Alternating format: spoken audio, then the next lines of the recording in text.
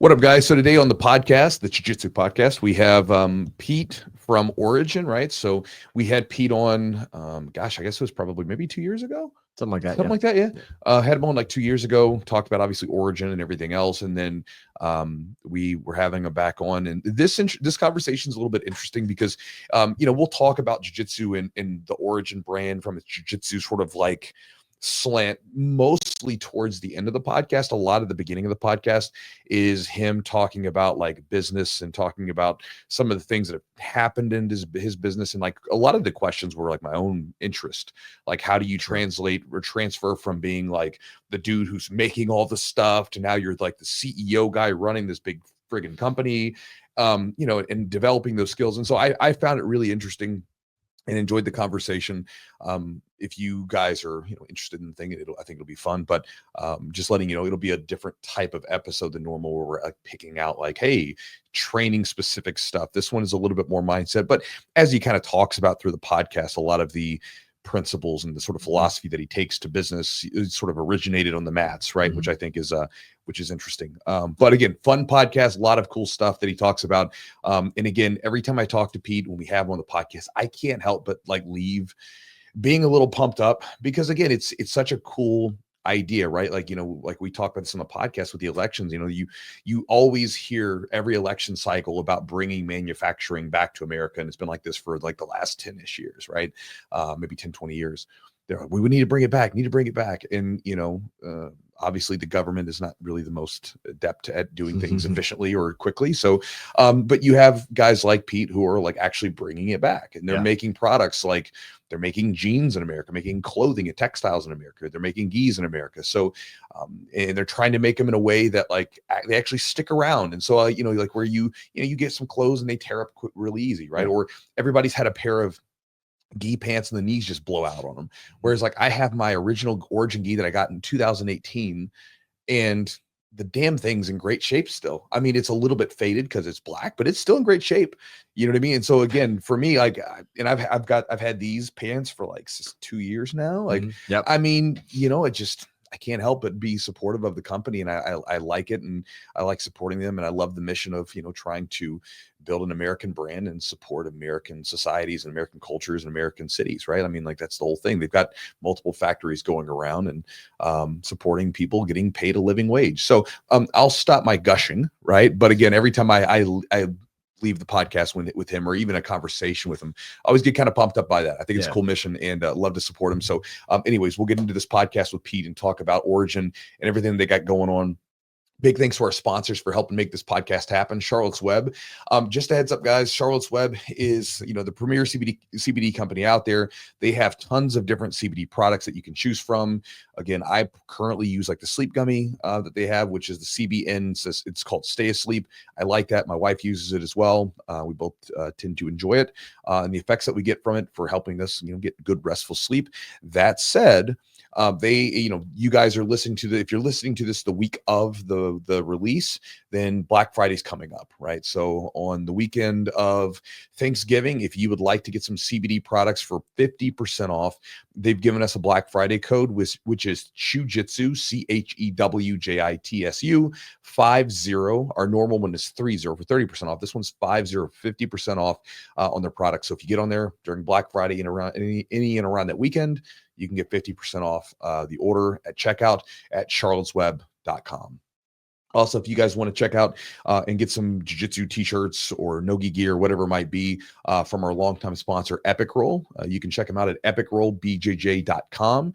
Again, Matt's been a big sponsor of the podcast. He makes a lot of good stuff, great customer service, great designs, and he supports a lot of up-and-coming young Jiu-Jitsu competitors, tournaments like the PGF, trying to pump some of the money that he makes back into the community to support young fighters that are up and coming. You can check them out at epicrollbjj.com. Check out their stuff, and if you want to save 20%, you can do so by using the promo code Chewjitsu, CHEWJITSU 20 for 20% off the order. If you guys want to support the podcast directly, you can do so by checking out our Patreon. patreon.com/the Jiu-Jitsu podcast.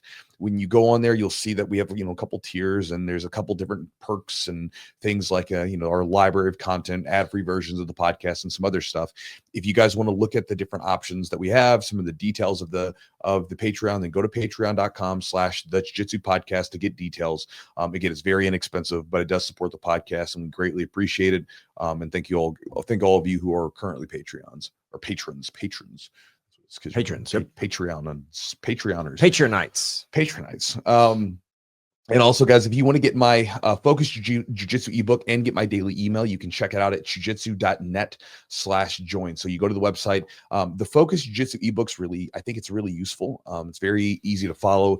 Basically, I think about like the big problem that most people have in jiu-jitsu when they talk about a lot of my questions that I get from YouTube and everything else could be answered through this book if you put the ideas to practice, right? Which is, if you're running into sticky points, if you don't feel like you're getting improvement, if if you're struggling to find focus, you just feel like you're just aimlessly going through jiu-jitsu. So the idea of the Focus Jiu-Jitsu ebook is to give you 12 different, and there's more than 12, but essentially there's 12 main strategies laid out in the book. They're very simple, and all of them can be used in an open mat format or open rolling format. So if you go into your gym and your coach doesn't do a lot of situational rolling, or you don't have control of your training, then this gives you a bit of control when it comes to the open rolling and open mats that pretty much every gym has. And so you can use these strategies to dial in and get some deliberate practice. And you will see better improvement if you stick with this for, multiple weeks. And, sometimes I'll talk to people and, they'll say, well, it can't be that easy. But, my question to them is also, okay, how many times have you actually focused on something specific, very specific, for 4 weeks, for a month? And very rarely do they ever say, oh, I'm doing that right now. Because anybody that puts that level of focus to their training typically is getting better. They know that they're getting better, or they're making progress because they're deliberately focused. Most people's issues with jiu-jitsu is just a lack of focus and aimlessness, in my bearded opinion, of course. And so doing this will give you some ideas to focus on. And then you'll get my daily email, which goes into just anything that I'd like to share with you that I think might be useful to you. You can check it out. You can check it out again at jujitsu.net/join, JOIN. So, guys, with that said, let's jump into this podcast with Pete.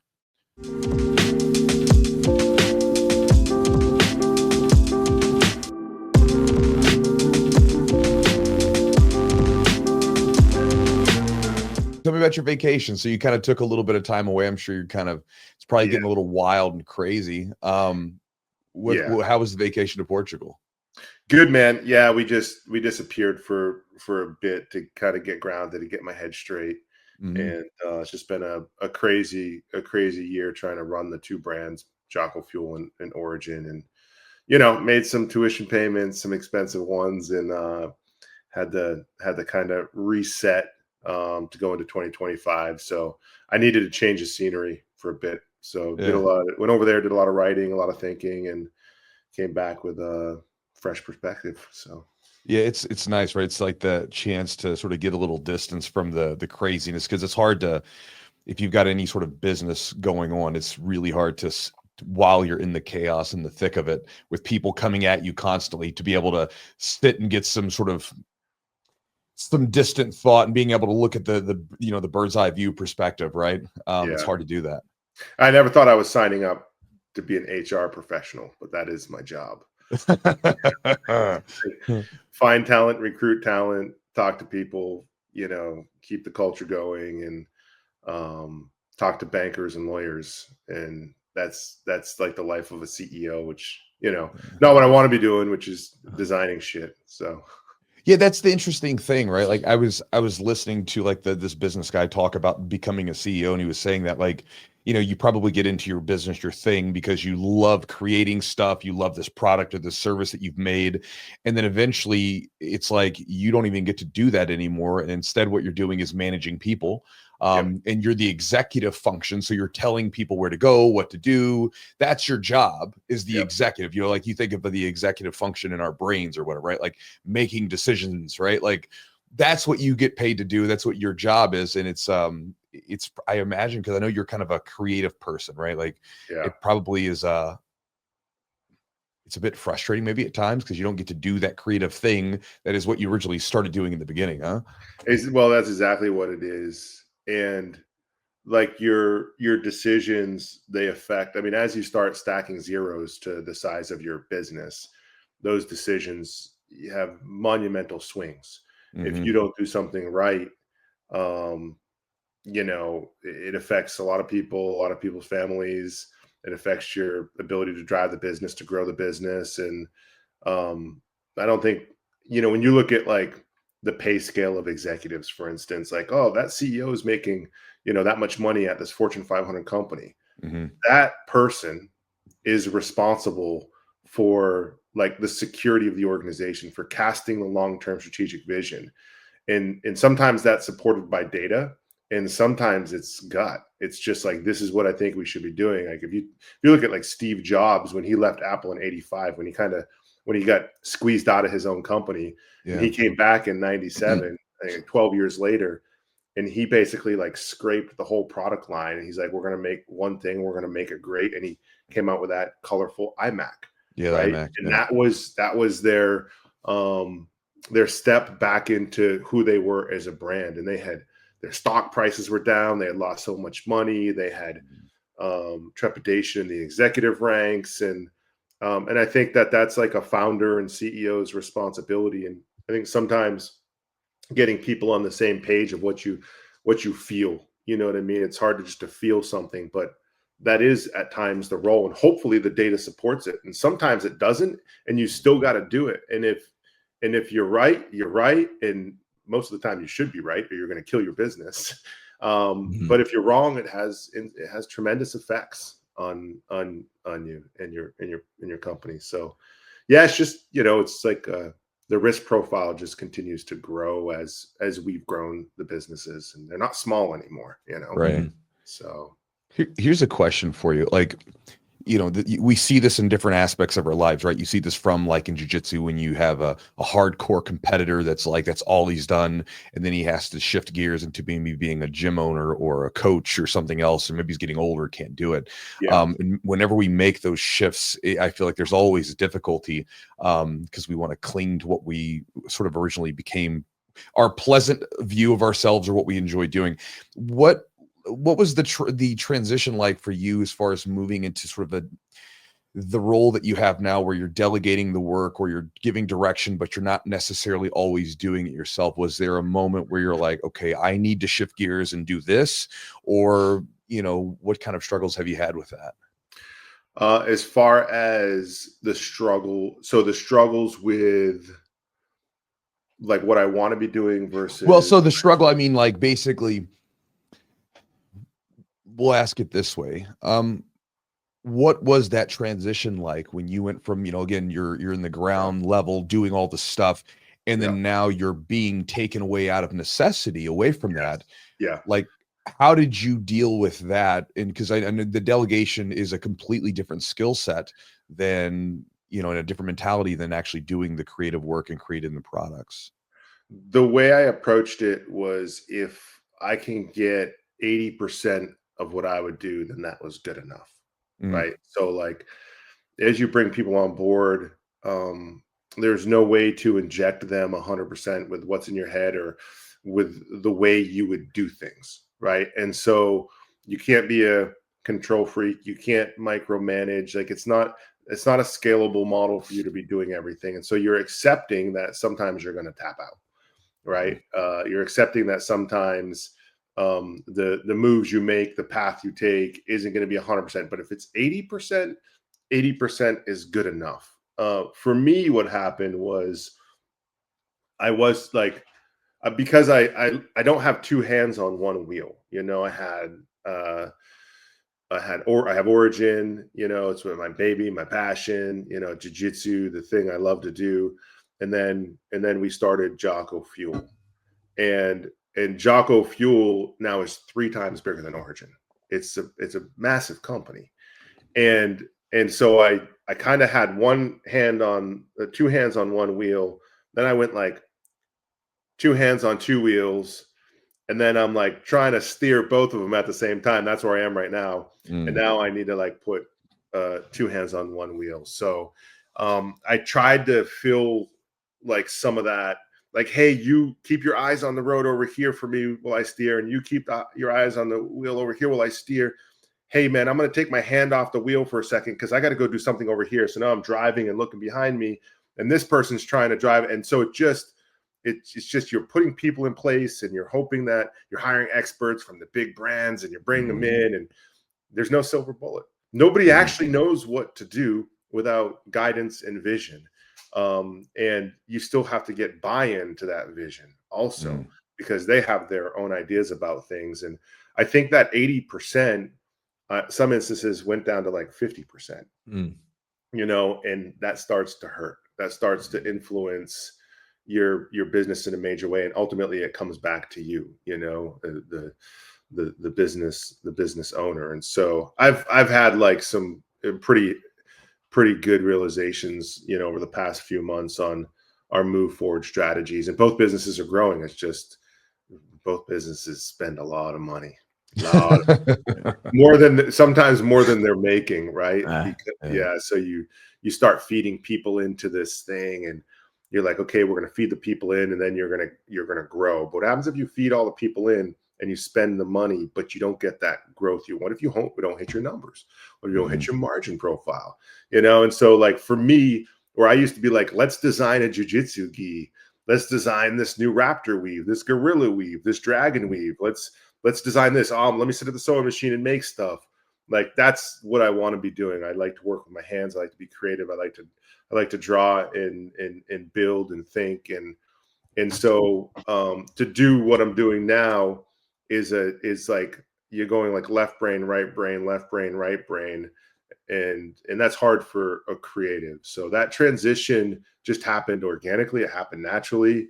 And then all of a sudden you're looking back going, geez, how did I get here? Like, how did I end up in this position? Well, you're the founder and the CEO of the company. Like, that is your job. Right. And so I gotta remind myself of that often. But yeah, man, I told my wife, this is the first year in my life I've ever worked. 2024 was the first year in my 45 years I ever worked a job. Well, why do you say that?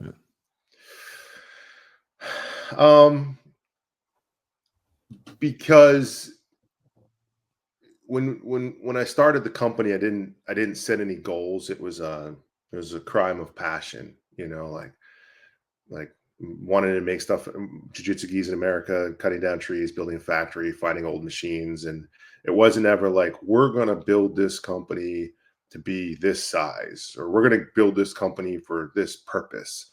Like, my power of purpose was to make jiu-jitsu gis in America, and to make the best gis in the world. And hopefully that would lead us to becoming a real brand where we offered lots of different products that we would make by hand. And I was part of that creative process. And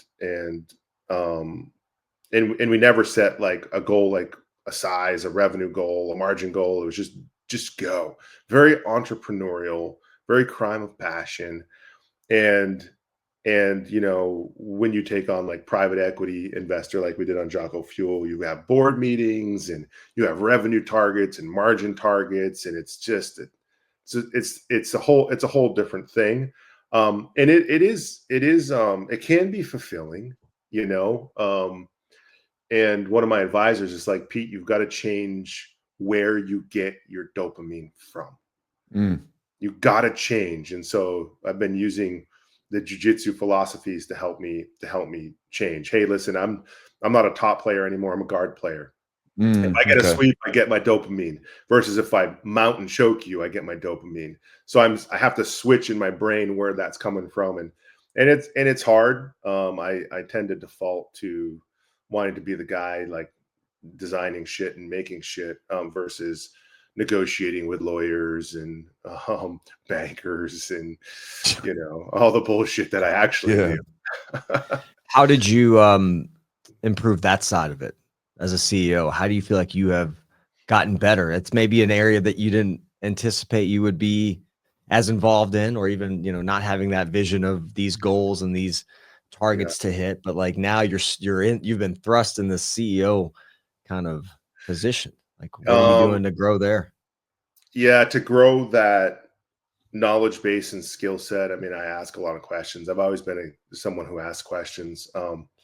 I just pay attention and I keep my head on a swivel. And um, I also know that there's not a lot of people doing what we're doing, and so it's pretty special, you know. And I've had the biggest banks in the world tell us that, Goldman Sachs, Stifel, like the biggest banks at the highest ranks, like, hey, what you guys are doing, like nobody does that. And so I have to remind myself that it doesn't matter if we started in the woods of Maine, like the power of purpose and an idea transcends like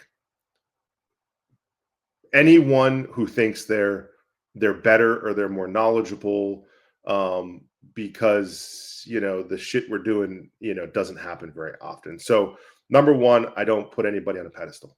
That's first thing. Like, you get up in the morning, you brush your teeth, take a piss, go to work. Like everybody does that. You got to eat, you got to sleep. So there's not another human that has like some, like, I don't look at anybody, like I don't hold anyone up here. You know what I mean? Nobody gets held up here. And so if you can do that, then you can just have real and honest conversations with individuals where you're not putting them on a pedestal. And that what it does is it allows you to be yourself and ask like real questions. Like, versus like, oh, I'm nervous to ask this person this question because they're like whoever they are, you know, they're some special guru. I'll just be honest, like, hey man, like, how did you do this? I screwed this up. I'm not sure a way to like get from point A to point B. And what you find is people are willing to help and they're willing to answer your questions. And a lot of these successful folks, they don't think they're stupid questions. We're the ones that think they're stupid questions because we haven't achieved a certain level of success. So not holding people on pedestals, being honest and transparent, has gotten me a long way to learning about, you know, supply chain and finance and logistics and planning and all the bullshit that goes. I just ask a lot of questions. I try to humble myself to ask those questions. And a lot of that just comes from jiu-jitsu, man. Like you're always asking and answering questions in jiu-jitsu. Like, just, I was saying to some of my guys here up in Maine, one day after training, like, you know, jiu-jitsu is a metaphor for life. And when you go home, when you start jiu-jitsu and you're a white belt, blue belt, and your wife is like, you're always thinking about jiu-jitsu, you're always talking about jiu-jitsu, you love jiu-jitsu more than me. Really the answer is, hey, you know, hey, I'm just learning how to solve problems. That's what jiu-jitsu is. It's learning how to solve problems and ask questions. Like, if you distill it down, if you take the philosophies off the mats and into life, it's about solving problems, angles, balance, timing, when to shut your mouth, right? When to tap out, when to apply pressure, when to escape pressure. So it's solving problems. And I just try to use that in life to grow. And that's allowed me to, I think that's allowed me to, the ability to drive the business growth at this rapid rate that it's gone. It's all jiu-jitsu, man. It's all jiu-jitsu. Has nothing to do with like understanding, you know, traditional business practices. Interesting. Is there someone that you've learned from, like in the business side? You know, I know you said you don't hold anybody on a pedestal per se, but is there someone you've kind of looked at as a guide, and what's maybe something that they've taught you that's been something you've used consistently throughout your growth as a CEO? That's a good question. Yeah. So I have a business partner named Kip Folks, and I got to get him trained jiu-jitsu. He's a white belt. He's, you know, he's probably trained like 10 times in his life. But he was the co-founder of Under Armour, and he built that company with Kevin Plank from their basement at Kevin's grandmother's house to, you know, a huge company. And He came on board with Origin like 9 days after his non-compete ran out. He found my number and called me. He's like, "Hey, I'm watching what you're doing. I want to help." He's like, I was part of the problem. I exported 20 factories to Asia. I was responsible for supply chain and manufacturing, and I kind of want to course correct the sins. You know what I mean? Like the things I did to America. So Kip he's a tremendous, honest, bluntly honest human. And I'd say that as a guru, he's been like one of the keys. And two things I've discovered. Number one is like nobody's special, and there's no silver bullet. And nobody has all the answers. You can't install somebody in your organization and think they're going to fix your company. And the second thing is, he isn't that person either. You can't install somebody just because they built a $5 billion company and think they have all the answers, right? And so he is what he says, and it really comes down to like surrounding yourself with people that have a creative value. And one thing he said to me, which has resonated over the years, is you hire for function and fire for fit. So you hire for somebody's skill set that they can do the job, and you fire for fit. They don't fit or buy into your culture. They don't fit your organization. And he's got all sorts of other, metaphors for business but he's been one I've looked up to tremendously and he's helped really drive this business. And at the same time, together we've made major mistakes. Like doing things too soon, entering categories we shouldn't be in yet. He's got ADHD, I got ADHD, and sometimes that isn't exactly the best mix. But yeah, I'd say Kip. I guess it's like kind of going back to your idea of like jiu-jitsu philosophies, right? Like when you speak to someone who has a well-developed style, right? Because like if you bring in like as an example, it's your Origin camp, right? You have all these black belts, skilled black belts running around, and if you ask a question, you get lots of different answers, and all those answers are right for those people. And so you said people nobody has the answer; they have an answer. Yes. And sometimes the answer works, sometimes the answer doesn't. It depends on the situation, the person, and the situation that's going on, right? Yeah, no, exactly. It just becomes more serious. It's like camp versus I'm gonna fight for the gold medal and $1 million, right? Like, and I need that money to support my family or something, some kid fighting his way out of Brazil, and this is his only avenue to success and upward trajectory in life. I think as for us, as things have grown, it just becomes more serious. So those decisions they carry a lot of gravity, weight, and risk. And they got to be right. You got to make the right decisions. Well, you got a lot of people depending on you, right? Like you have, you make a bad decision and there's people that aren't feeding their families. So exactly. That's a big weight, I imagine. To ask you a question, this is a question that you see, like it's something that's been talked about for years, right? And it's something that obviously you guys are doing, and just being around you, I remember listening to you talk about you guys manufacturing the boots. I remember the first time I came up to Origin, you're like, this town used to make boots, then they shipped the manufacturing overseas.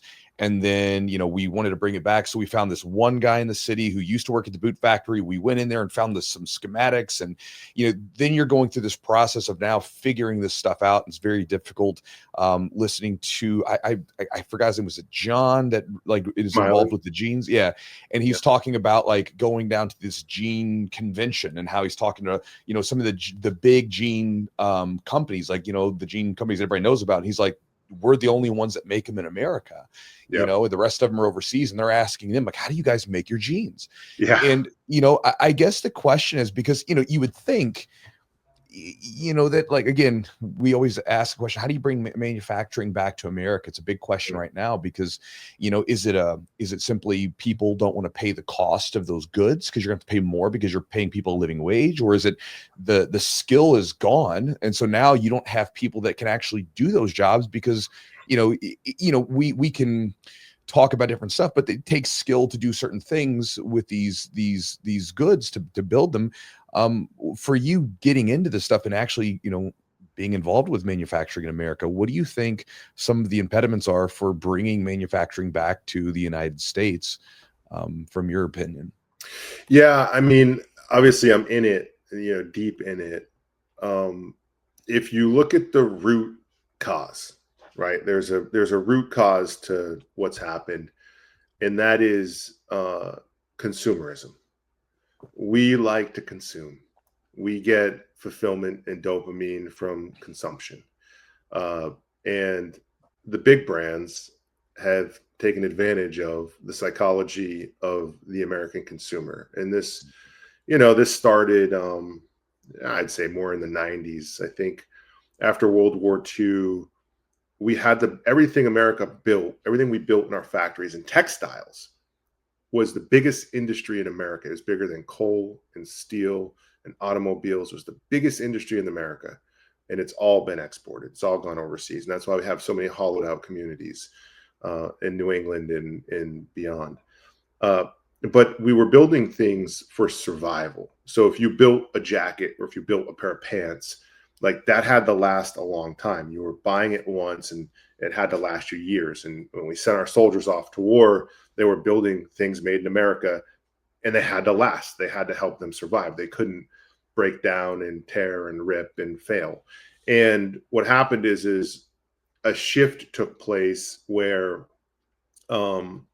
as Wall Street, as these companies went public and the mission changed from building a great product and supporting the working class, it went to building a product to support profit before people and drive shareholder value. That's the goal, right? And so when you think about, we need to drive shareholder value now, we need to find a way to make product cheaper, and we need to sell more. That's kind of the driving force behind. And I look at Wall Street, and I look at the big brands, and I look at the politicians, and kind of that. I put them all in a group, and I say, okay, cool. All these people kind of ganged up, and they're like, let's get this free trade thing going. Let's get this World Trade Organization thing going. And I know Clinton stroked his name on that, but it was both parties. It was a bipartisan decision to do this. Right. And that was like the beginning of the end, because now what we can do is we can train the consumer that they can spend less and get what they want when they want it. So go get more and spend less on getting more and get it more often. So the root cause is we like to consume. When we buy a gi and we wear it for 10 years. You know what I mean? We may have 5 or 6 gis, but and we don't need any more gis necessarily, but we're going to wear that gi all the time. And so when I thought about Origin, I was like, well, we need to build product like we used to build it, for the reason we actually need to build less. We need to sell it once, and hopefully when their jeans fail in 5 years, they'll come back and they'll buy another pair, but they're not buying a pair every 6 months. And it's funny, like we've made hundreds of thousands of gis now, and I can count how many jackets have failed on my fingers and toes. Hundreds of thousands. I can count that probably out under 100 pair of pants that we've made have failed. You're talking hundreds of thousands of units of this product. And it's really not a good business model, right? Like if we were a publicly traded company, or if we were looking for investment, and we've never taken on investment, and we never will, and we'll never go public, and we'll always stay private. That is what Origin is designed for.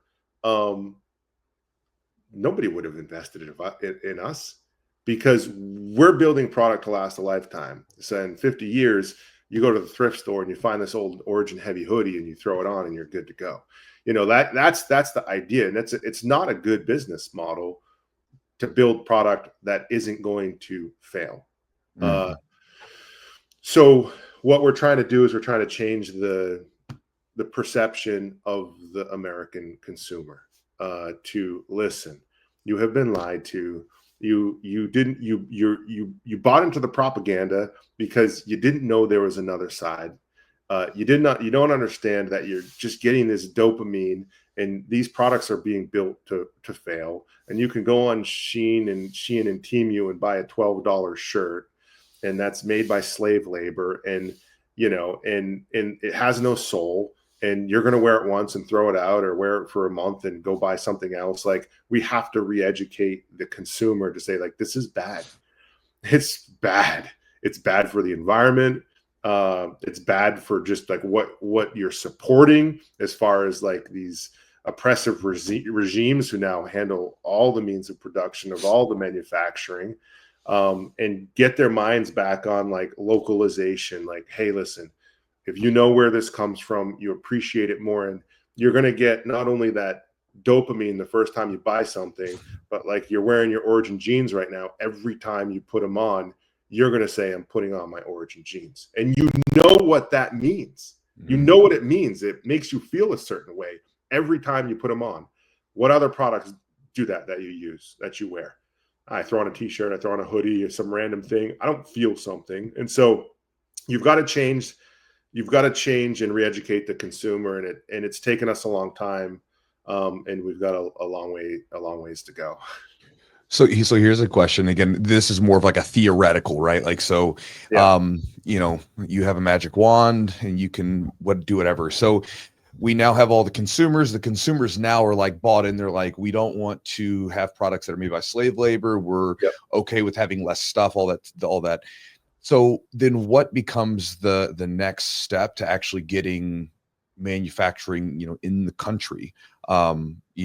Like, because it's like, does it start with having to train people to actually do the jobs, or buy the equipment? Like, how does that work? Because it seems like that's the rub. It's like, even if you say, like, even if everybody was clamoring for it, it's like, where does it start? Does it start with like, there has to be some guy who knows what he's doing? Or is it just that, do we think that if the need is there, or the want is there, that people will just figure it out and make it happen? Yeah. I mean, I think, the knowledge is super important, right? And understanding that it's meaningful work.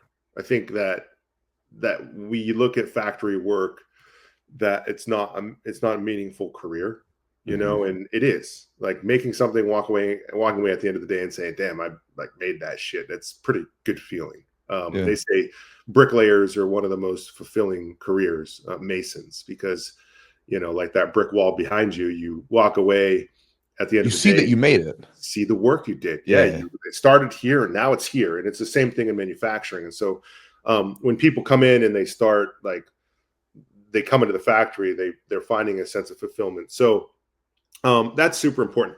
But what's most important is having a scalable model, right? Like, the business has to work. The business has to be able to build product, and at scale. You've got to like, you can't build a meaningful business that's bespoke, right? And we're not a fashion brand, and totally different. So how do you build a model that is scalable, that's not bespoke, that is available, from a price point perspective? Like, that's the secret sauce.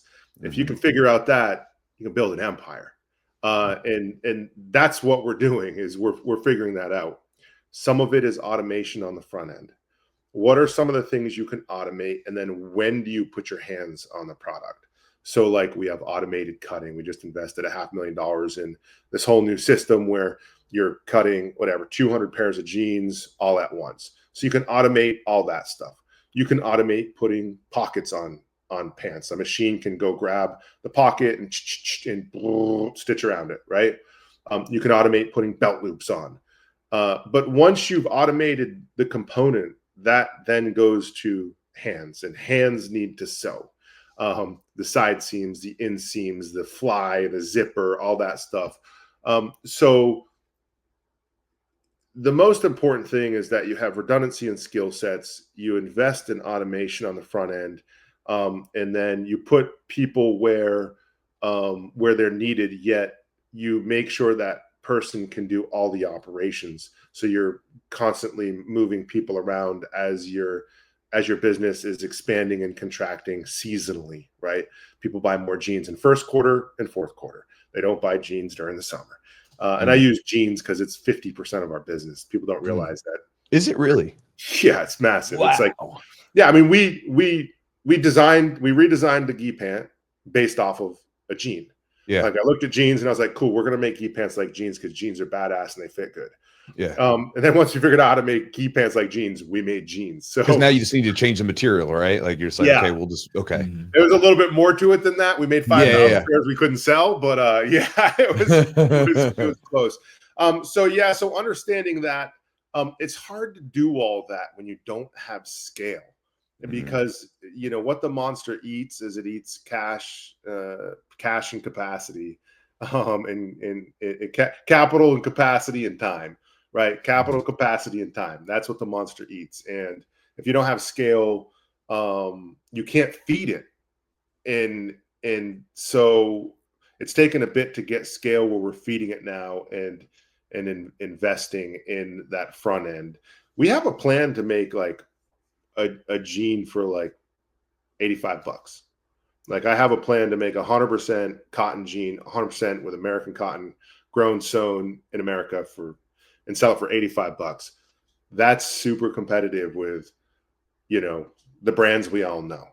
Okay. So we're finding ways to get there. It just takes so much time to get that scale. So did that answer your question? Or? It did. It gave me some ideas to think about. Like I said, I just think the question's interesting because I know it's something that I mean, it was a big question that was going on during the elections, right? And I mean, you were talking about Clinton. I remember going back like years ago and watching the debates with Clinton, George H., and Perot. And even Perot back then, he was talking about it. He was like, "You're going to ship the jobs away." What did he call it? It was like the big sucking sound. There's going to be a giant sucking sound of our jobs going south. That's it. And imagine this: a businessman was actually right on the money, opposed to a couple politicians that were in bed being paid money from other countries to ship the jobs away. You got it. You know, Ross Perot was spot on. And there was a guy in Congress, and I tried to find the footage or the audio footage, and he said, "Who the hell wants to sit in front of a sewing machine?" There's one dude, one politician, making a statement and a decision for millions of Americans, because of his own, ideas that it's not meaningful work, right? Yeah. Well, and that's the thing too. A lot of times you see this idea where like we look down on anything that's not some sort of like college focus, like when I say college, we're saying 4 or 6 whatever degree, right? Like we look down on it, but and even people will talk about farmers or laborers and people that can that will build stuff as uneducated or unsophisticated, whatever. But I'm like let's think about this. Let's say that everything the whole damn grid just falls apart. Those farmers, those people that can build stuff, they have an intelligence and an education that you would kill for. The only reason you're able to do your stuff is because they do their things. Exactly. If you didn't have farmers making the food, if you didn't have people building things, fixing things, you wouldn't have the ability to then move up to that next level and just be up in your head thinking about stuff. And I get frustrated when I hear people talk about farmers or people that make things, manufacture things or whatever, or skilled laborers, as if there's something wrong with that, or if it's less than, because they're they have an intelligence that we all need, and that in a pinch, I mean you're gonna be I wish I could do that skill, but I can't because I never developed it, and so like you said, I think that person's they push their own biases onto other people rather than saying everybody has different sort of inclinations. They have different intelligences that they want. And they also have different goals in their life. Not everybody wants to be some, whatever millionaire. Maybe they're really happy with doing their job, having their family and being able to put food on the table for their family. That's good. That's enough. 100%. I mean, our most important employees are mechanics. They keep the machine running. The machine doesn't run without mechanics, and they're hard to come by. Yeah. So yeah, and you're spot on. It's you're one American dream isn't greater than another. They're different, but one's not greater than the other. where you find your fulfillment and what you want to do with your life, like that is the point and the purpose of why we're here and why we exist. Now, we're supposed to be a land of opportunity, and manufacturing used to be connected to that opportunity. It was the conduit of immigration, was manufacturing.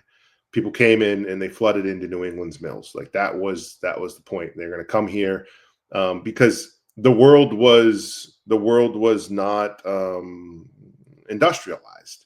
It was agrarian society, and all of a sudden you have this new thing springing up called America, and people can do more. They have more opportunities, and I think we've in a way, I don't know. I think we've lost a lot of those opportunities, and Origin exists. Our mission is to breathe life back into the dream. Like that is the purpose of what we do. But you find that because opportunity is limited, there's a lot of there's a lot of nannying with the states and the government, and a lot of numbing substances to keep people kind of blind and numb to what's going on. That's from drugs and alcohol to to technology and on your phones. Like it's all just numbing, little bits of dopamine you think you're going to get. Just scroll your day away. Yeah, scroll your day away. Exactly. And I get caught in it, dude. I'll get caught on a Instagram, and I'll get into reels and I'll look up and it'll be like an hour later. I'm like, what the hell am I doing? It's always that, right? It's like you're doing it, and then afterwards, like, what? How did this happen, right? Yes. It's one of the hardest things. That is one of the hardest things. The phone stuff is like one for me. Like if I had any kind of vice, it's some of that sucking up my time is probably one of the worst things, I would say. And it's just so hard because it's like you use your phone for communication, for business, for so many other things, and to learn about what's going on in the world. I mean, that's just kind of how we get a lot of our information now. Absolutely. And it's right there, and it's with you all the time. Easy. And you can't escape it. I mean, you can in some ways. You just got to delete it off your phone. You have to, or get a flip phone, right? Get you a flip phone and go back to kind of more, texting would be kind of hard, to hit the button 4 times just to get a letter. But exactly. I mean, I guess you're going to mean what you say, right? It's going to be a very meaningful conversation because you're not going to be able to say a bunch of stuff. Yeah. I guess so. I was, how do you see, we don't have to really talk politics, but how do you see like the trajectory or the direction of if there's going to be tariffs, there's going to be things that kind of change. There's going to be a lot of taxes on, imports, things like that. How do you think that'll change? I mean, first of all, for your business, but just for the United States as a whole, you guys run you do a lot of good stuff. Everything's in, the US, but I'm sure it's going to have some impact on you guys and the United States. People would probably think that I would say like, oh, you freaking tax the shit out of it. Like shut it off, shut it down. But it's really not that simple. Like the world has always been a global economy. Yeah. From the Silk Road, I mean, trading spices, like it's always been a global economy. You can't take that away. There's things we need from other countries. There's commodities we need, and we make things that other countries need. So you can't turn it off. It would be detrimental to the world to turn off trade. So there's 2 things. There's free trade and fair trade. And people get these 2 terms mixed up. Free trade and fair trade, right? So free trade is I can send this over there and you can send something here, and there's like no tax. And then there's fair trade, which is if I send something and you send something, it's kind of taxed equally. It kind of works out in the wash. And then there's what we have in America, which is very, very unbalanced trade, where we're getting taxed more, and the things coming in aren't taxed at all. And I'll give you a good example. One of my employees, SVP of operations, actually was down in Washington D.C. Lobbying against this. Sheen and Temu, they're 2 brands owned by the Chinese state, right? Yeah. Chinese Communist Party.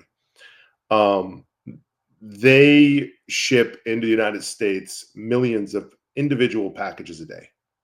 So individual packages shipped into America of clothing, footwear, and apparel.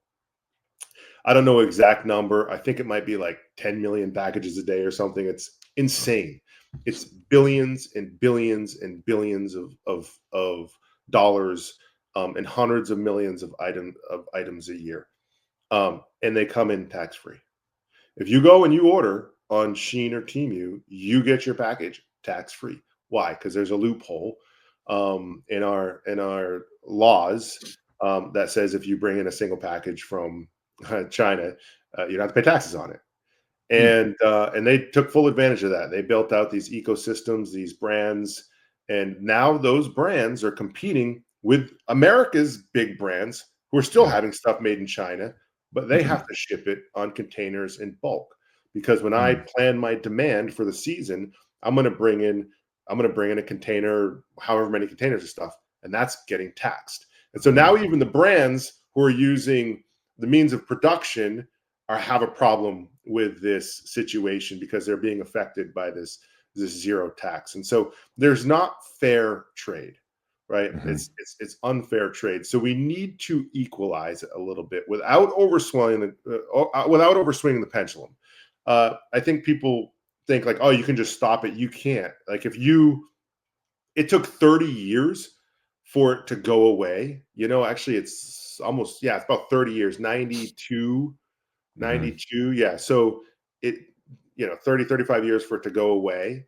And it's going to take a decade to kind of equalize again. It can't happen in a year, right? I have too great of an impact on the markets, on Wall Street.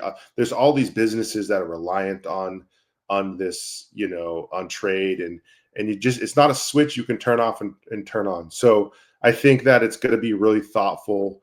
And I think that the federal government hasn't understood that to date.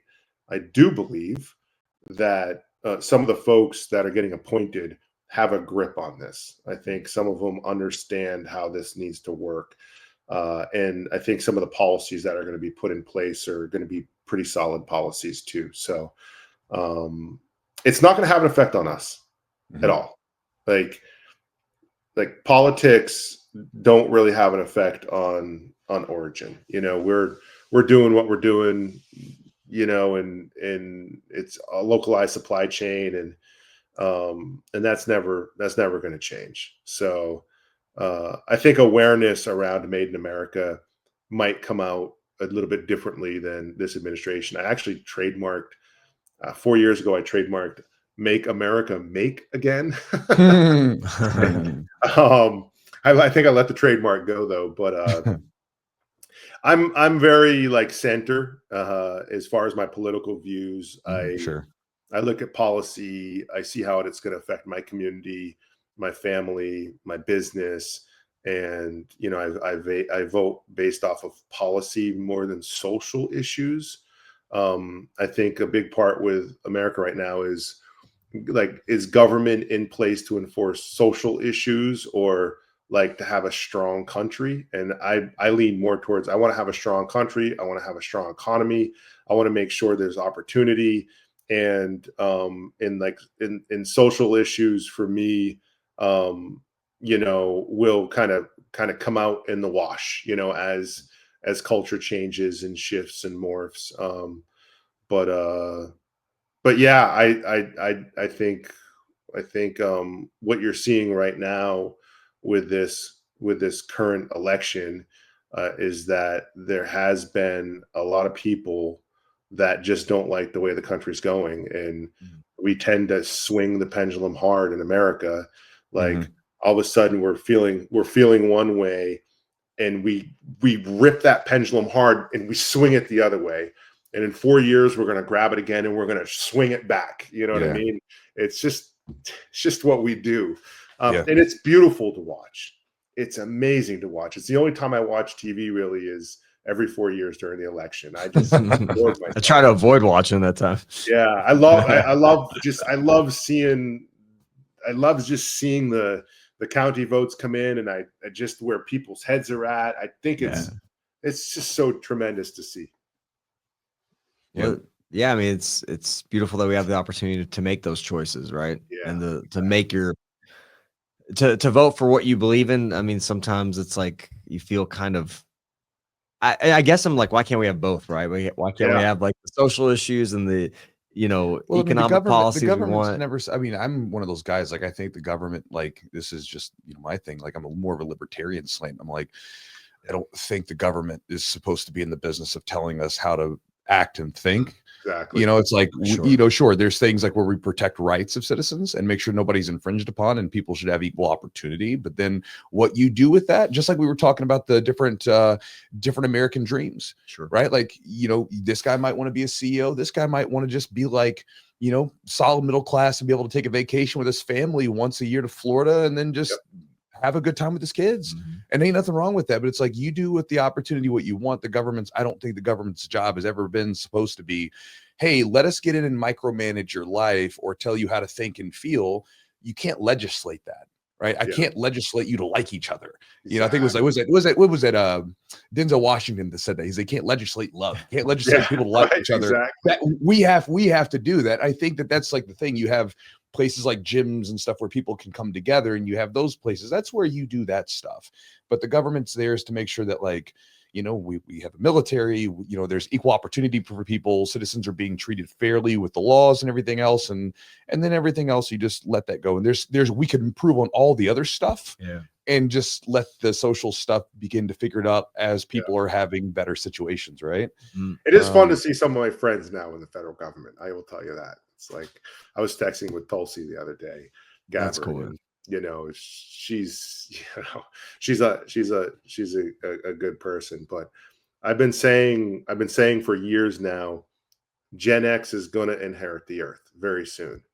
And if you look at like the new folks in government, their majority of them are Gen X, which is like, how old are you guys? I'm 39, so I'm like, I'm on the cusp of being a millennial. Yeah, I'm 41.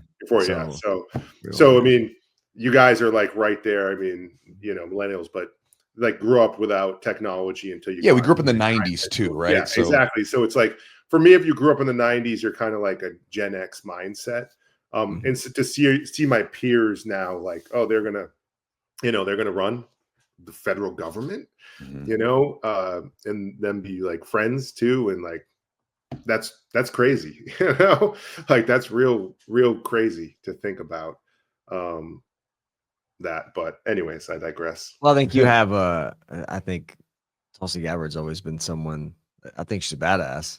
Like, first of all, she's a military veteran, and it seems like, she has a good perspective on things, and it's cool to, like, because these people on a different level. You don't know them just as a politician. You know them like on a personal level.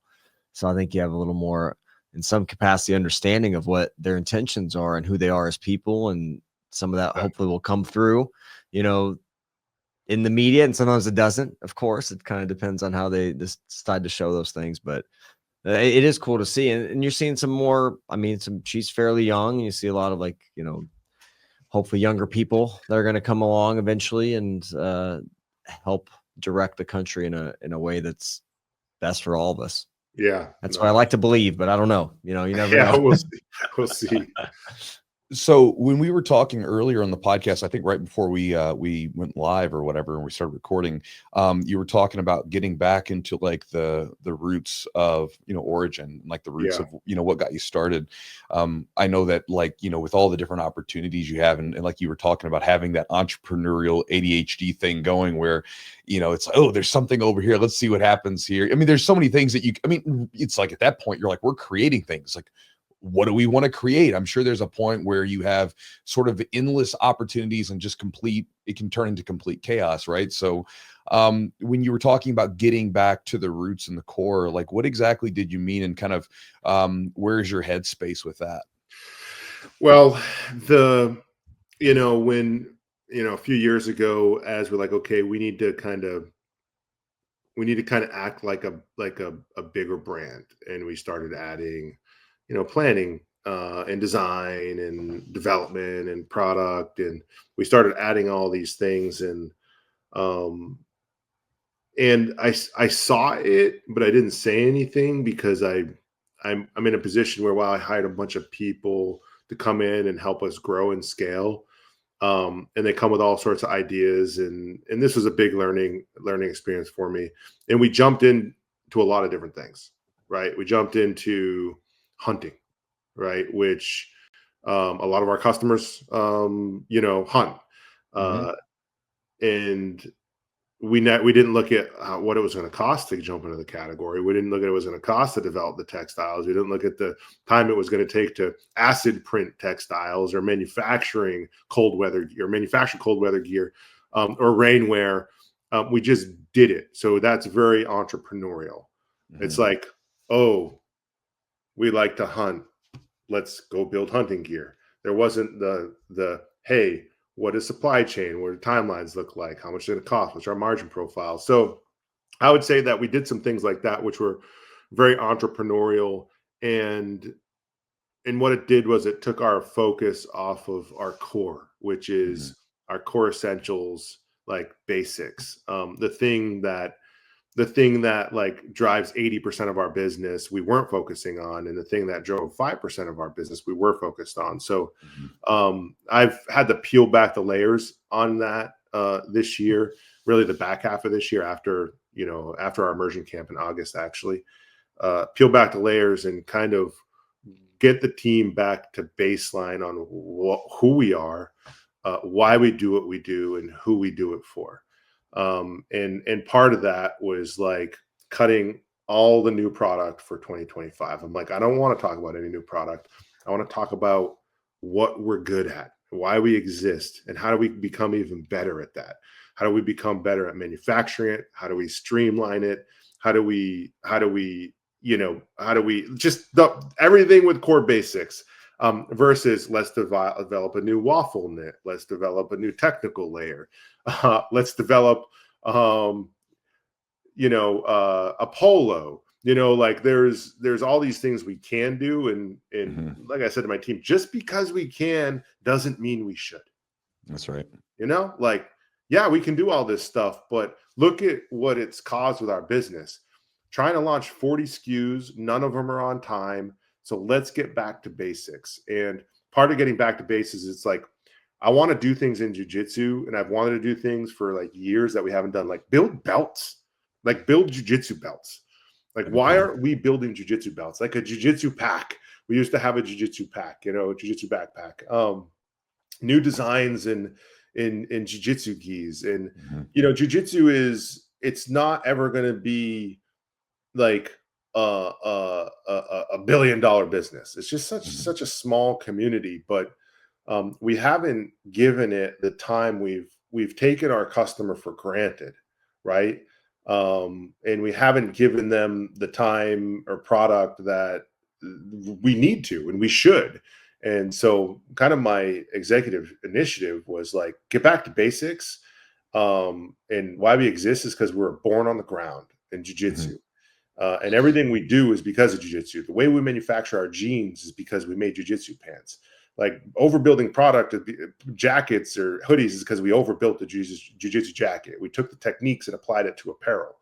And we've got to go tell that story and lean back into who we are and not get all crazy with all this technical outerwear, rain layer, synthetics, crazy prints and all the stuff big brands do. So yeah, it was just kind of like a bit of a reckoning for myself and everybody else to approach 2025 differently than we did 2023 and 2024. Yeah, well, I guess it's like going back to the idea of like Jiu-Jitsu principles, right? Since you said at the beginning of the podcast, it kind of keeps coming back. It's like then you think about if you're getting ready for competing, right? Like you don't have a bazillion different things that you start focusing on. You go back to this core basics, the core fundamentals, or the core parts of your own game, the things that you do best, and that's what you focus on because that's what you're going to have to take into battle. And in a business sense, you guys are at battle with other companies, battling for people's dollars and their attention, right? Yes. I'm curious as far as your customers go. I don't know if you know this or even can talk about it, but I would be curious because like, you go to the Origin camp and you go there and it's just like this little, it's this big giant mass of jiu-jitsu practitioners coming from all over the place. And then, obviously they're buying boots, they're buying jeans, they buy whatever you guys make, but it started with like the jiu-jitsu side of it. Yes.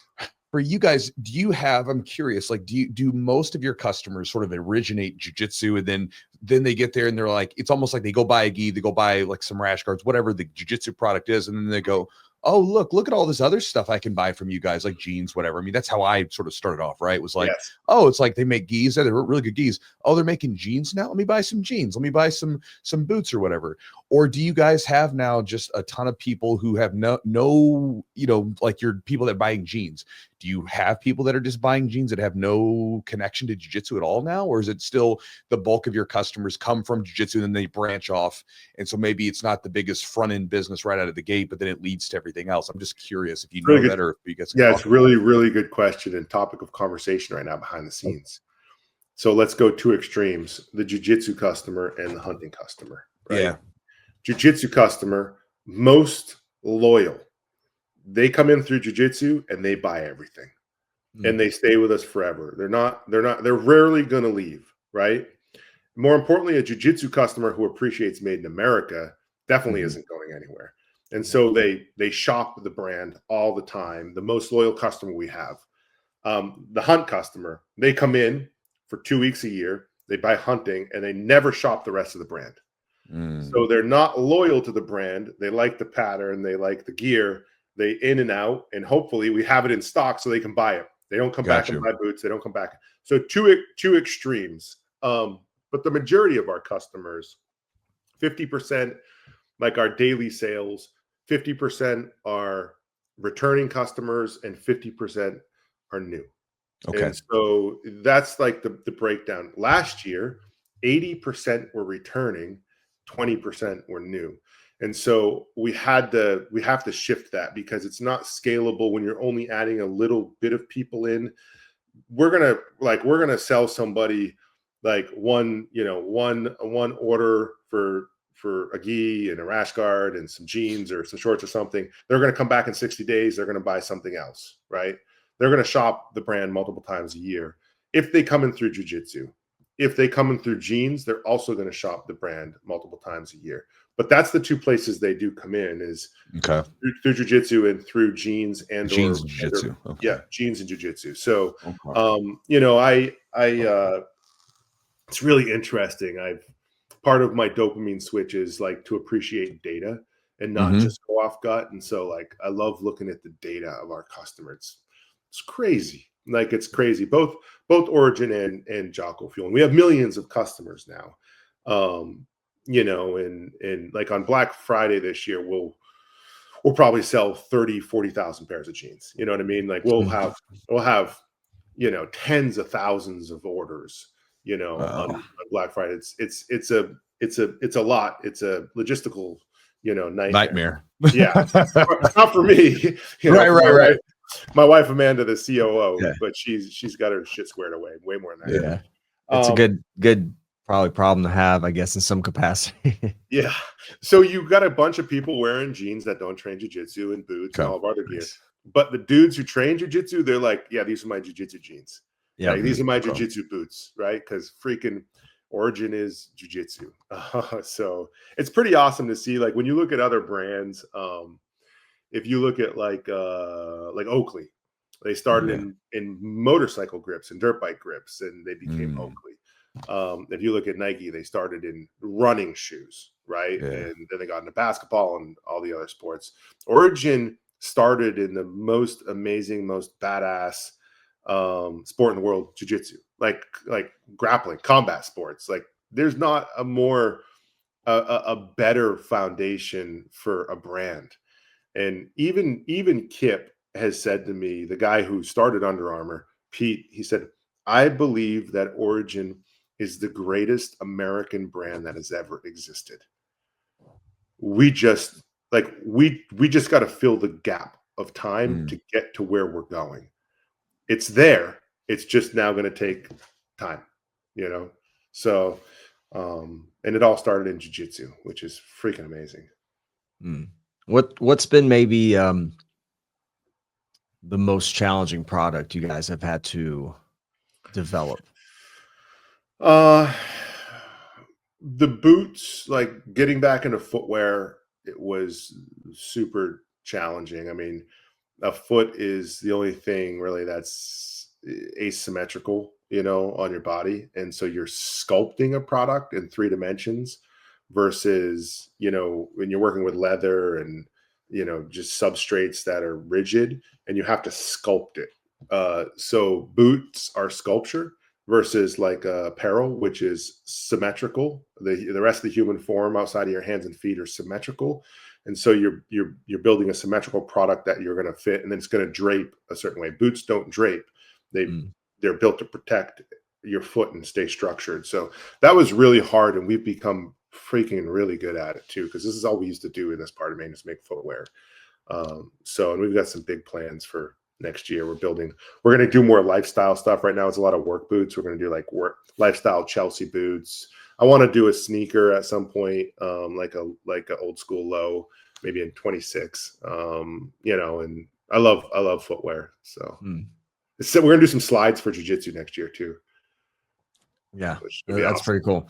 Yeah, like boots. I mean, there's so many elements to a boot. Like, there's so many different materials and textures, and some of it needs to be like mobile, and some of it has to be firm and rigid, and it's got to bend, and and no 2 feet are the same, right? Like exactly. Everybody's feet are different. Like your feet, my feet, there's nobody's got the exact structure and shape and dimensions of the same foot. So it's like to me, I'm like, it's mind boggling. I have no idea. And I have no idea. expensive, man.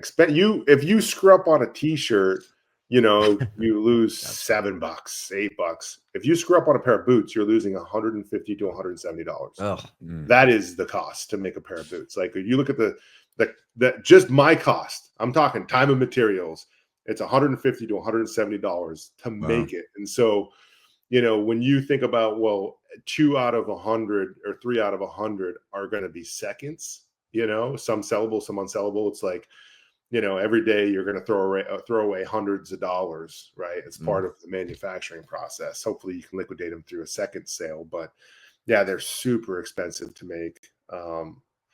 It costs us a lot of money. First pair of boots cost $500,000 to make.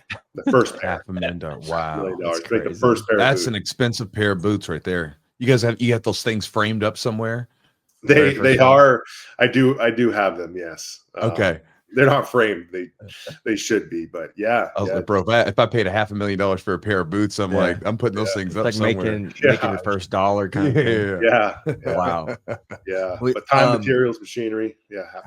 $500,000. Manpower, just doing it. Yeah. I do want to like switch gears real quick. And how's your training been going? How are you with all the shit you got going on? Your mind's in 100 different places. How is jiu-jitsu still a part of your life, and how do you make sure it at least try to keep it a big centering thing for you? I mean, first of all, it's just so much damn fun. You know what I mean? Like, jiu-jitsu is, I don't know, man. I'm almost 20 years now, and it's just so it still feels new every time I walk on the mats. You still don't know what's going to happen. No 2 training sessions are alike. No 2 rolls are alike. It's so much damn fun. And as I've gotten older, and 45 now, my body has broken. Like, it's very broken. Like I have to get a full shoulder replacement. I have to have the ball cut off of this shoulder and a new ball put on, herniated disc, bulging discs, multiple surgeries, knees, both ankles. Already had the shoulder redone once. And so I don't get inverted anymore. I don't shoot triangles. I don't expose my arms. I never try to submit from the bottom. My game has changed a lot, right? Versus being like really fancy and flexible and all that stuff. So it's been interesting to have to adjust my game as I've gotten older. It's not as beautiful as it used to be, and because I'm both protecting myself while also trying to still be competitive, and so like that's been an interesting transition. Also, what's been interesting is I've found a real passion for No-Gi because of all my arthritis. Mhm. I don't have the pains training no-gi, and I only did solely gi for a decade and a half. Like it's all I did. I never even trained no-gi. I just did gi, and I'm really good with the gi. I know how to use the tools well. But no-gi, I found such a passion for it. My body feels better. It's obviously a little slipperier, but it's just as much fun, except that I don't wake up in pain after I train Mhm. no-gi. So I found a real passion for that over the past few years. And I'm able to train, twice a week usually. And if I can get a third day in, I will. I still get in the gym and lift weights, and I do other things like mountain bike, ride bikes, and other types of activities. I try to do something every day. I don't train 7 days a week anymore. It's just it's my body can't handle that much training in jiu-jitsu, because when I train, it's like training, like, hey, we're gonna do whatever, 10 rounds. And if you take a break, you're done for the night. So you get on the mat, pace yourself, train, and that's how I keep everybody honest with like going too psycho and crazy. You know what I mean? Like if you need a break, then that means you're going too freaking hard. Mhm. And I also have some guys that want to start competing again. So I've been doing competition rounds with them. I have this one kid, the Kraken. He's a first degree black belt, 6'7", 235 pounds. And he Jeez. can like put his legs behind his head. So he's super flexible. So Jeez, yeah. that's been fun, like getting him ready for competition. I haven't gotten somebody ready for competition in probably 6 or 7 years. And it's been really interesting because we're doing gi to do this, and all these things are starting to come back, the pacing and timing and pushing him to, have better timing. And it's been really fun. So, I think for jiu-jitsu, my passion it never was teaching, I mean, I've always just like training. And I'm a decent teacher, instructor. I'm not the best, but I'm very much interested in the philosophies. Like I don't teach a lot of submissions. I'm more like the philosophies of jiu-jitsu, positionally, transitions, timing, invisible jiu-jitsu. I usually say, like, you want to learn how to do a Kimura, like look it up on YouTube. You know what I mean? Like there's a lot of good technique out there these days. But yeah, man, I freaking love it. I'll do it as long as I live. I'll train jiu-jitsu. And you can't say that about many things. And I think that is a real gift to humanity. This thing we're also passionate about. Mhm. Yeah. Yeah, I did the same thing. I transitioned.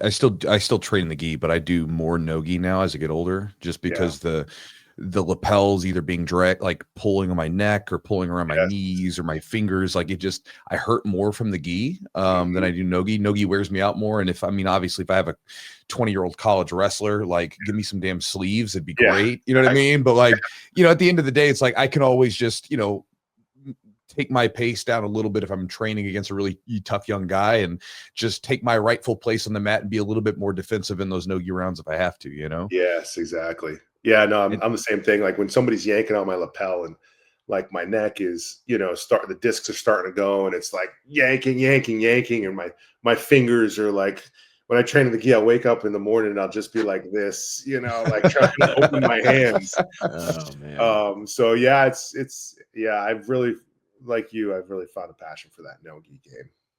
Yeah, a little bit of both. Yeah, I train primarily. I still probably just the way my schedule is. I get a little more a little more gi than no gi, but I love no gi. I think it's a lot of Yeah. fun. I think it's just learning different things. You can dive into different aspects. I like playing with lapels, but I also like diving into learning just some stuff with the leg locks, and it's just a different way to learn. It's still jujitsu, still grappling, and Yeah. you're kind of spreading the stress on your body in a little bit different ways. And I think it's beneficial. Being on the mats, like I always say, it's jujitsu, and that's the most important thing. It's just being on Yeah. the mats. So 100%. yeah, what do you guys have going on as far as with Origin, kind of the holiday season's coming up and yeah, all that so fun like if stuff? someone wants to get some American-made products, That's right. not made by slave labor, from There you people go. getting a living wage that Yeah. won't break down on your rip right out of the gate, especially during the holiday season, where can they check out? Yeah, I mean, check out originusa.com. That's the place to go. And definitely buy stuff before Black Friday so Sure. we can capture the full margin. You know what I mean? But if you can't do that, we are running a Black Friday deal, which we do once a year, and there's some pretty cutting discounts. My finance team isn't super stoked with the discounts we're giving, but we overmade inventory. I'm sitting on $12 or $13 million of inventory right now. That's our cost. So that's like $25 million of retail value. I need to get rid of some of that. You got to help Pete out. Come on. Yeah. We probably got 5,000 gis in stock, 50,000 pairs of jeans, and all sorts of other stuff. We made a lot of stuff.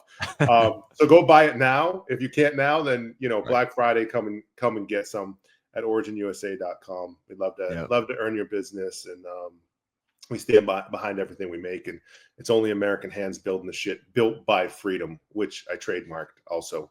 Not built by communism. That's right. That's awesome, brother.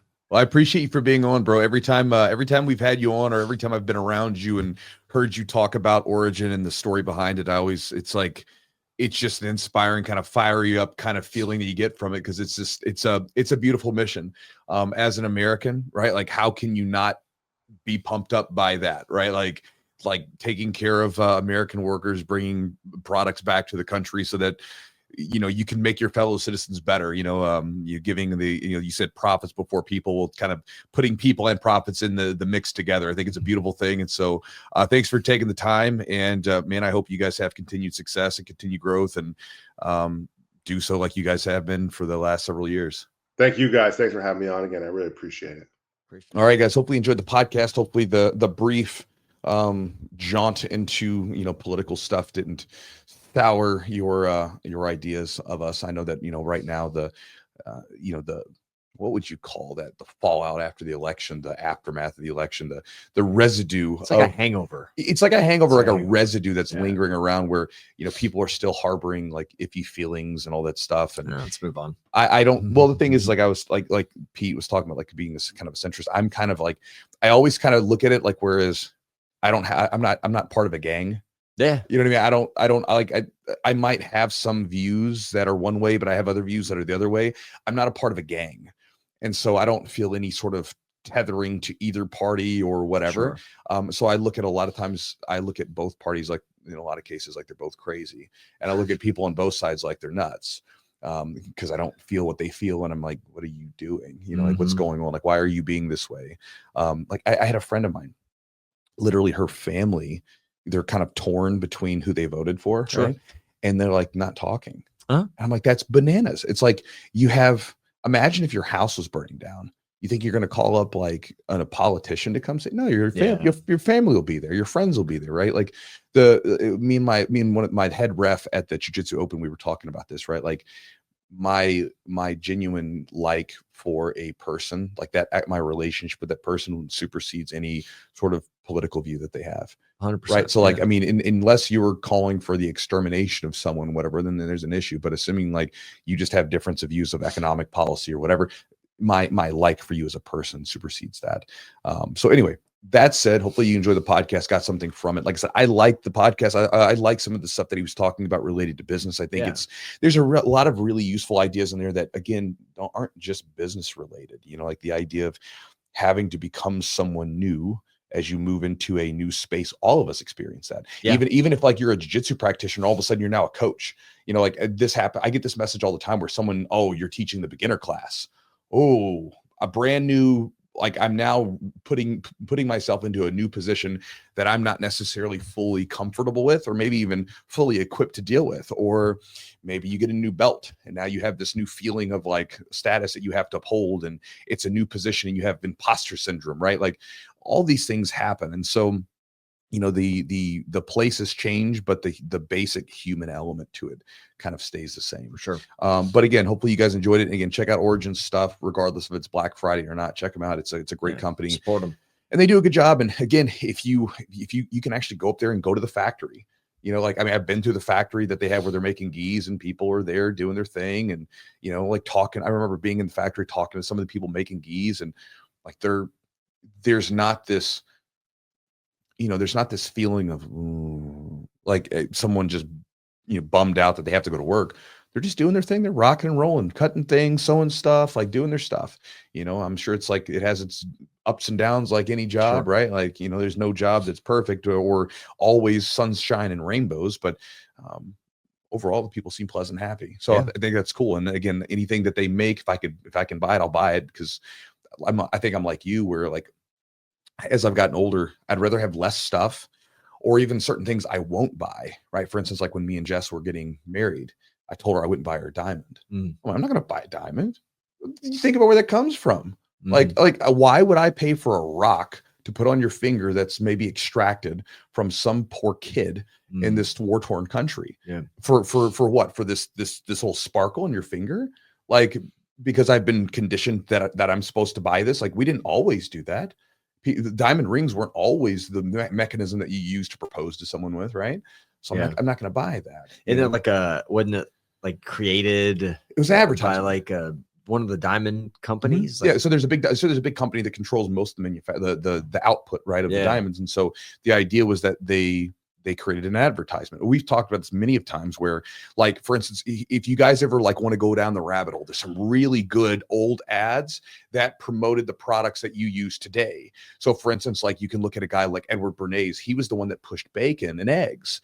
So before bacon and eggs, I think this is like in the 20s or something like that, Americans didn't eat a big breakfast. We are traditionally, it was like some cereals, some toast, whatever, coffee. All of a sudden he went to a guy, a doctor. Doctor said, yeah, bacon and eggs is good, right? Like, gives him thumbs up. He's like, doctors say that you need to have bacon and eggs because it's a hearty breakfast. Now he did it because he's trying to sell bacon, right? So he sold a crap ton of bacon for this company. Their Listerine was originally a industrial floor cleaner. And the way that they got that, and I've probably talked about this on the podcast, so if I'm repeating myself, apologies. But like a Listerine was originally this floor cleaner, and they weren't selling great. So what they did was they changed it a little bit, but essentially just put a different label on it. And basically they ran an ad, and there's an old ad, you can find it. And if you do a Google search, and it's this woman who looks very distraught. It's an illustration, and it says, always a bridesmaid, never a bride. And it talks to this whole story about how she had this condition called halitosis, which was bad breath, and used Listerine to get rid of it. And so they sold millions of dollars of Listerine based upon that advertisement, or creating a problem. And so then, the advertisement for, hey, if you're a real man, you'll buy her a wedding ring, you'll buy her this ring. And they had a formulation for how much of your monthly salary it should be, from what I understand. Yes.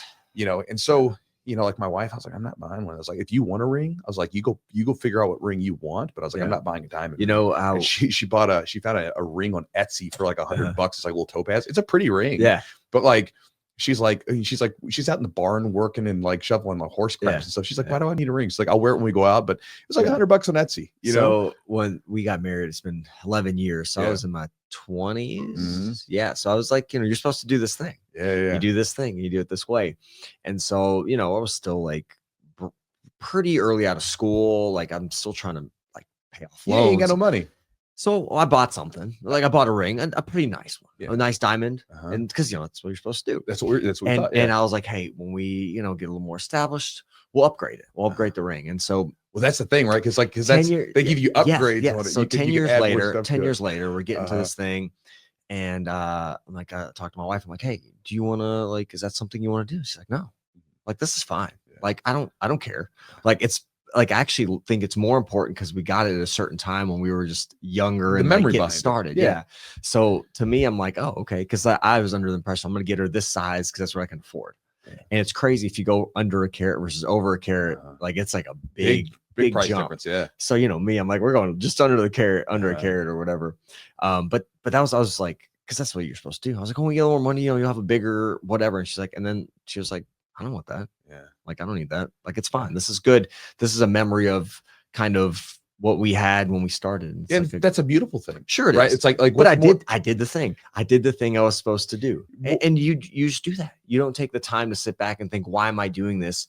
Is this something? And there's nothing wrong with it. If that's something you want to do, by all means, do it. For me, it was the way that we chose to do stuff. And I know you're not saying that either. It's just the way we did it. Right. I'm not, you can live your life however you want to. 100%. And that's perfectly fine, right? This is America. You do what you want. Exactly. My thought process is like, I want to be in some level of awareness as to why I'm doing this. So for instance, like this, If Jess had like laid her foot down and told me like, honey, you're buying me a damn diamond. That's right. My ass is buying a diamond. That's right. Like I will do it grudgingly, but I'll buy a diamond, right? Like, but she was okay with it, right? Sure. Like she was fine with it. And I think it's probably one of the reasons why we worked. She's kind of a minimalist, I would say. Very minimalist. She's very like she's very low maintenance, you know, and honestly, the things that she probably gets more excited about are like really functional things. Like, like I bought her this vacuum mop. It it vacuums and mops on a hardwood floor. Yeah. And she was like super pumped about it, you know, or a new wheelbarrow for the horse, you know, or putting up some fencing or something. Like she gets excited about that. Well, you have a baby crawling around on the floor, right? You want to clean floor, you know, like that. So that kind of stuff. But like, you know, it's one of those things where again, if she had wanted, I would have done it. Yeah. It's the same thing with cars, right? I think it's interesting to know where the conditioning comes from. And as you get older, I'm like, why do I feel the need to do this thing? Because it goes back to like what Pete was talking about consumerism. Sure. You know, we've been pumped full of consumerism, just buy more stuff to fill some void in us when, you know, everybody's done it. You go buy some stuff. It's like, it's not like what do you get more fulfillment out of, buying stuff or like developing skills, developing relationships, building something? You know, you get more fulfillment out of things. Now it's fun to have nice stuff. Absolutely. You know what I mean? And things like that, but you get more fulfillment out of like things that you do, not necessarily the stuff you buy, but we've been told, have some retail therapy, you know? But like you look at cars as an example, every man, I don't know if this is true for women, but I know for men, like, especially, you know, I don't know if it's changed, but in my generation, like as soon as you were like an adult, the first thing that you wanted was a nice car. 100%. Because you just felt like you would be more of a man if you had a nice car. Now, where does that idea stem from? Because it's almost unspoken in our society at this point. You're like, why do you feel that way? Because cars weren't around forever. So like, you know, did everybody just feel like less of a man because they didn't have a car or whatever? Like, no. So what it was is guys like going back to Edward Bernays, one of this like famous like marketer propagandist guy. He like basically these car companies trying to sell cars.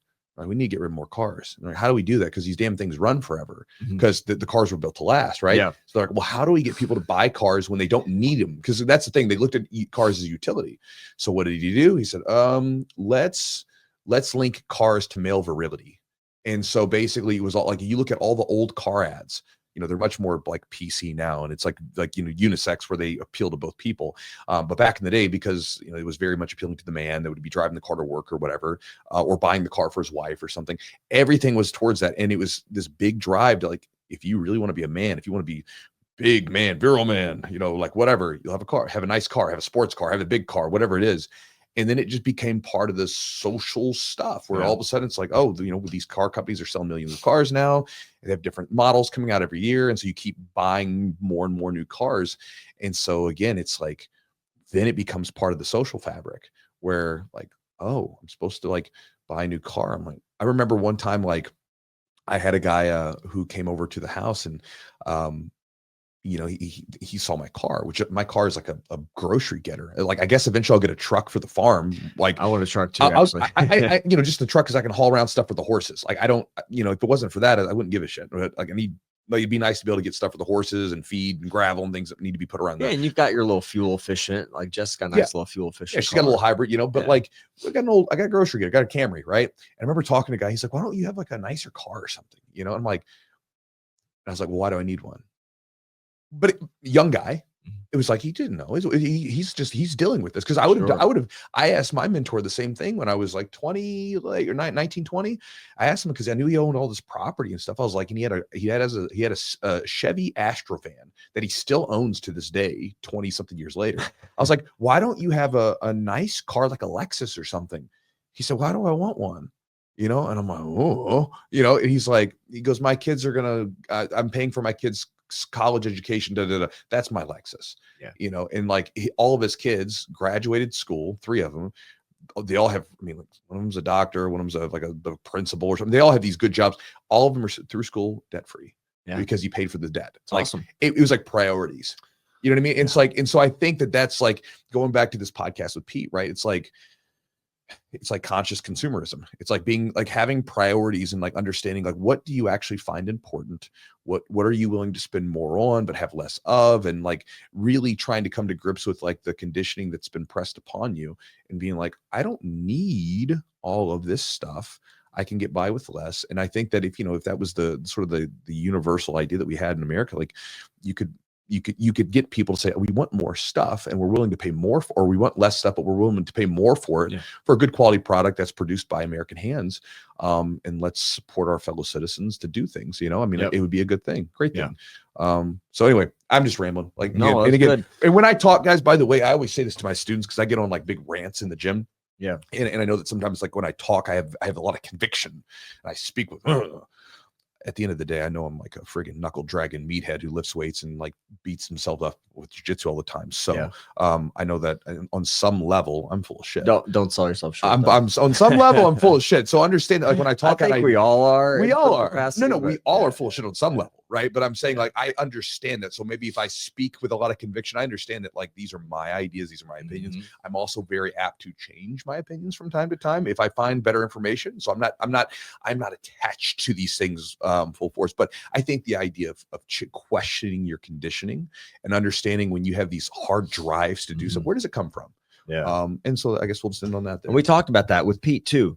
Like, ask questions. When I was like, hey, you're the CEO. You're this big guy now. And like, this is not your wheelhouse. Like, your wheelhouse is being creative and building things and creating things, and not like necessarily running a business and making these different skill sets. Big difference of skill sets. And he said, ask questions, ask questions, don't. Well, and I'm asking him questions because I'm like, how are you doing this? Because this is something where, there's a certain point where I have to like do this. It's not quite on his scale, but do similar things 100%. Where I have to take a backseat to actually run things. I'm like, how are you doing with You this? got a lot of irons in the fire, man. And so, like, how do you do all these things when you have multiple businesses going on? It's tough. And still doing that and still have the same quality product, or as close as you can to the same product that you want to have, that you created, right?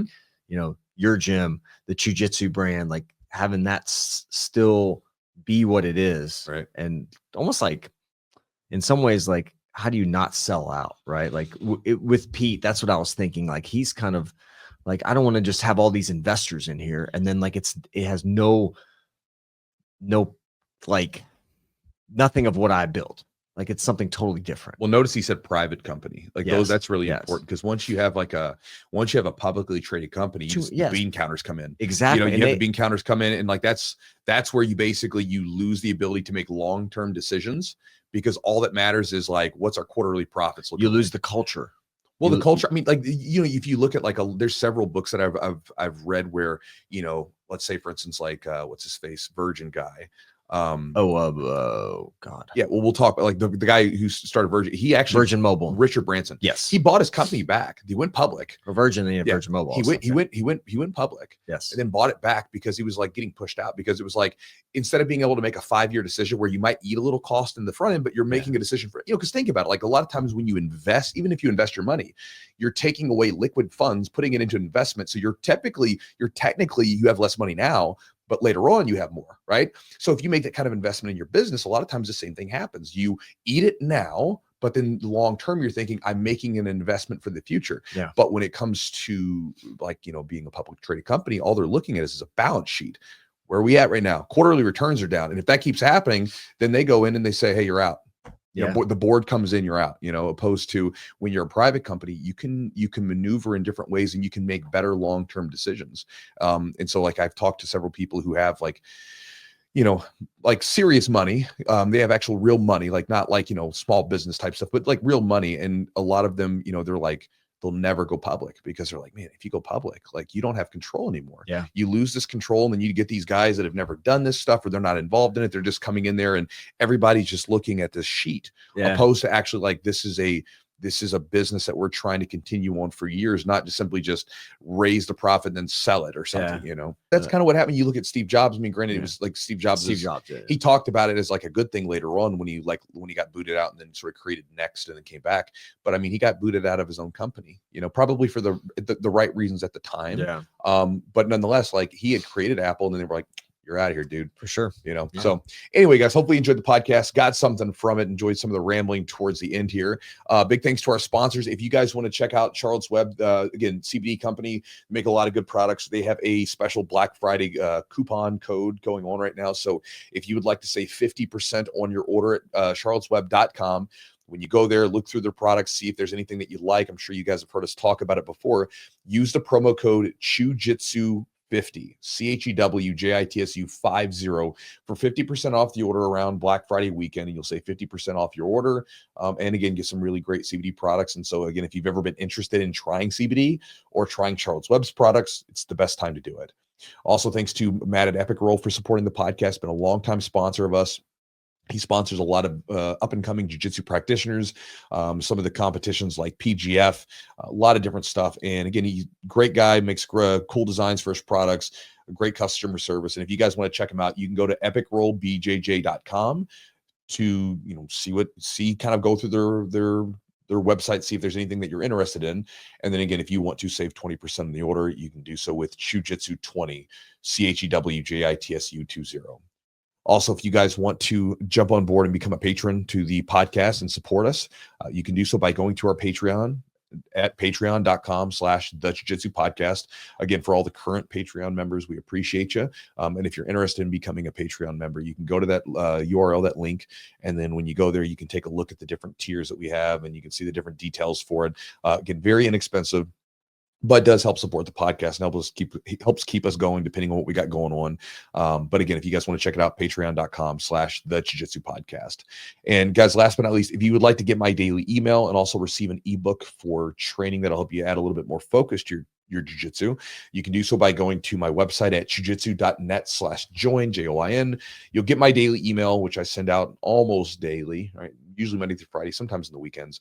And then on top of that, you'll also get access to a focused jiu-jitsu ebook that I give away for free, which goes through training strategies that you can implement during your open rolling and open mats to get more focus and more skill from your training. So again, for a lot of us, you're not training every single day. And so again, if you want to make progress, you have to be deliberate and focused with your training. And a lot of times when I compare my best students, or if I compare a lot of people that I meet at seminars, one of the big differences that separates the best from the rest is the best typically have something they're focused on. They're not just kind of haphazardly going through their training.